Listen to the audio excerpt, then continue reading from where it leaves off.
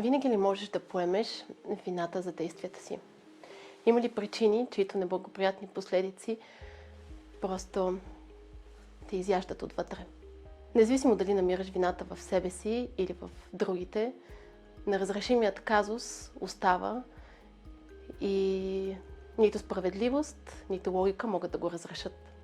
Искам да ти прочета един стих, който на мен ми помага в моята главоблъсканица. Йоан 9 от 1 до 3. И когато минаваше, видя един слепороден човек. И учениците му го попитаха: Учителю, поради чий грях?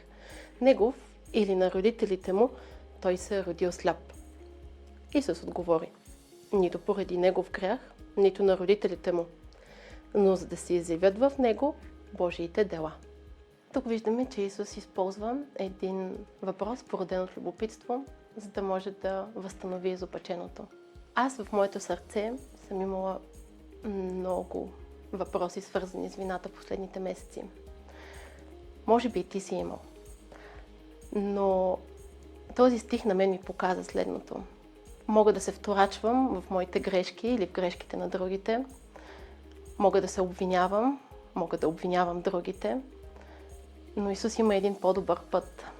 Иска да премести фокуса ни, да го махне от греха, от измамата.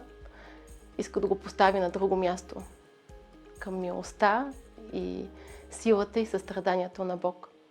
Искам да те насоча да последваш примера на Исус и вместо да гледаш дълбоко в своето сърце, да погледнеш в Божието сърце, където има обич и милост към теб във всеки един момент.